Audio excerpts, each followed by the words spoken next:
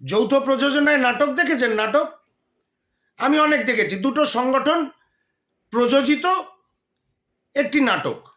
আমার বাড়ির আশেপাশে অনেক পুরনো নামকরা মঞ্চ আছে, গিরিশ মঞ্চ আছে, মিনার্ভা থিয়েটার আছে, আগে সার্কারিনা ছিল, বিভিন্ন মঞ্চ রয়েছে এখানে যেখানে নাটক হতো, নাটক প্রস্তুত করা হতো। তেমনই এক নাটক আমি দিল্লিতে আজকে দেখতে পেলাম, কোট আনকোট আমি দিল্লিতে। একটা কথা পরিষ্কার করে বুঝতে হবে, দিল্লির দাদাদের সহায়তায় কি করে আগামী নির্বাচনের আগে নিজের দলকে এবং নিজেকে প্রাসঙ্গিক রাখা যায় খুব ভালো করে মমতা বন্দ্যোপাধ্যায় জানেন। যে এসআইআর পশ্চিমবঙ্গে চলছে, উনি যতই বলে থাকুন বাংলার মাটিতে এসআইআর হতে দেব না, যতই এর আগে ক্যা ছি ছি অনেক কিছু করে থাকুন, কোনো কিছুতেই কোনো কিছু হয়নি। কারণ ওনার সঙ্গে যারা রয়েছেন, ওনার ঘনিষ্ঠ যারা রয়েছেন, সবাই বেলে বা জেলে, তাই সব কিছুই হতে দিতে হবে। আজকেও দিল্লিতে গিয়ে কিছু হবে না, মিডিয়ার মাধ্যমে বাংলার মানুষকে একটা খুব দুর্বল চিত্রনাট্যের নাটক দেখানো। সকাল থেকে মানুষ বুঝতে পারছে, এই আমি বাড়ির শাড়ি পরে বেরিয়ে এসছি, একটা গায়ে শাল জড়িয়ে, আক্রান্ত মানুষ এবং আক্রান্ত মানুষের পরিবারের পাশে দাঁড়িয়েছি। জ্ঞানেশ কুমারের কাছে যাওয়ার জন্য বাড়ির শাড়ি পরে বেরিয়ে আসার কি প্রয়োজন মাননীয় মুখ্যমন্ত্রী আমার জানা নেই। হ্যাঁ, আপনি হাজরা মোড়ে অনেকবার বসে টসে পড়েছেন, আপনাকে নাকি আক্রমণ করা হয়েছিল, আপনার বস্ত্র ছিঁড়ে দেওয়া হয়েছিল, সেসব আমরা দেখেছি। আপনি মেদিনীপুরে গেছেন, আপনাকে নাকি ধাক্কা মেরে কেউ ফেলে দিয়েছিল, তা পায়ে ব্যান্ডেজ করতে হয়েছিল নির্বাচনের সময়।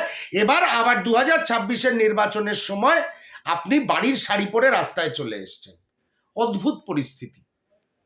বিজেপি প্রযোজিত কি সুন্দর কিন্তু দুর্বল চিত্রনাট্য আজকে উপস্থাপিত হলো দিল্লিতে। স্যার প্রক্রিয়া একটি রাষ্ট্রীয় প্রক্রিয়া এবং কংগ্রেস স্যারের বিরোধী নয়, ত্রুটিপূর্ণ স্যারের বিরোধী। মমতা বন্দ্যোপাধ্যায় সেই স্যার প্রক্রিয়ার আক্রান্ত মানুষদের পাশে থাকতেই পারেন, কিন্তু মূল বক্তব্য হচ্ছে এখন তো আপনার রাজ্যে স্যার লাগু হয়ে গেছে, এখন আর নতুন করে কি করবেন? শুভঙ্কর সরকার মহাশয়ের নেতৃত্বে সুপ্রিম কোর্টে মামলাও করা হয়েছে।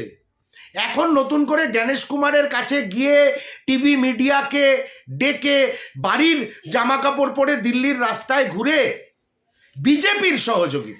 বিজেপির সহযোগিতায় বাংলার নির্বাচনের আগে নিজেকে প্রাসঙ্গিক করে কি লাভ হচ্ছে? বাংলার মানুষ অত বুদ্ধ নয় মমতা বন্দ্যোপাধ্যায়, যে নাটকটা আপনি করতে দিল্লিতে গেছেন এই নরেন্দ্র মোদী এবং অমিত শাহের সহযোগিতায় এই বাইনারি ক্রিয়েট করার জন্যে বাংলার মানুষ বুঝবে না।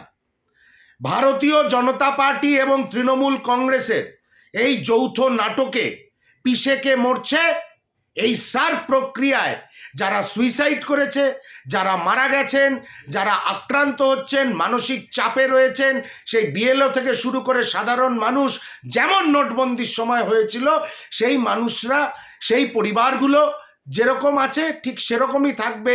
মাঝখান থেকে নরেন্দ্র মোদীর দল এবং মমতা বন্দ্যোপাধ্যায়ের তৃণমূল কংগ্রেস নিজেকে মিডিয়ার সাহায্য নিয়ে নিজেদের প্রাসঙ্গিক রাখার চেষ্টা করছেন। আমি দলের একজন মুখপাত্র হিসাবে পরিষ্কারভাবে বলতে চাই, এই বায়নারির থেকে, তৃণমূল কংগ্রেস এবং বিজেপির বায়নারির থেকে একদম ইনফ্লুয়েন্সড হবেন না। এটা একদম চিত্রনাট্য প্রযোজনা করছেন ভারতীয় জনতা পার্টি এবং তৃণমূল কংগ্রেস। আর খুব স্বাভাবিকভাবেই মমতা বন্দ্যোপাধ্যায় ভালো করে জানেন কিভাবে মিডিয়াকে ব্যবহার করতে হয়, কারণ মমতা বন্দ্যোপাধ্যায় তৈরি হতেন না প্রিন্ট মিডিয়া না থাকলে, ইলেকট্রনিক্স মিডিয়া না থাকলে। আর এই বাংলার মাটিতে মমতা বন্দ্যোপাধ্যায়কে প্রাসঙ্গিক রাখার জন্য যে বিরোধী দলনেতা শুভেন্দু অধিকারী ঘুরে বেড়াচ্ছেন, তিনিও মিডিয়ার জোরে 1 মাস, আমি ইলেকট্রনিক্স মিডিয়ার কাছে চ্যালেঞ্জ রাখছি, 1 মাস শুভেন্দুবাবুর মুখ থেকে ক্যামেরা সরিয়ে দিন, সব যাদের আজকে বাঘের বাচ্চা বলা হয় সব শেয়ালে পরিণত হবে। তাই বেকার মানুষের সময় নষ্ট করবেন না। সরকারি অর্থ ব্যয় করে দিল্লিতে বাড়ির কাপড় পরে বেরিয়ে এসছি বলে সময় নষ্ট করবেন না। এইভাবে প্রাসঙ্গিক থাকা যায় না। বাংলার মানুষ শুধু চায় রুজি রুটি মাথার ছাদ, এবং এটাই জাতীয় কংগ্রেস এবং বাংলায় শুভঙ্কর সরকারের নেতৃত্বে প্রদেশ কংগ্রেসের আগামী দিনের চলার পথ, চলার দিশা। এই তৃণমূল এবং বিজেপির যেই যৌথ প্রচেষ্টা বায়ানারি করার, অত্যন্ত দুর্ভাগ্যজনক, হতাশাব্যঞ্জক, লজ্জাজনক, ধিক্কারজনক। মানুষের জন্য ওরা কোনো কাজ করতে পারেন না।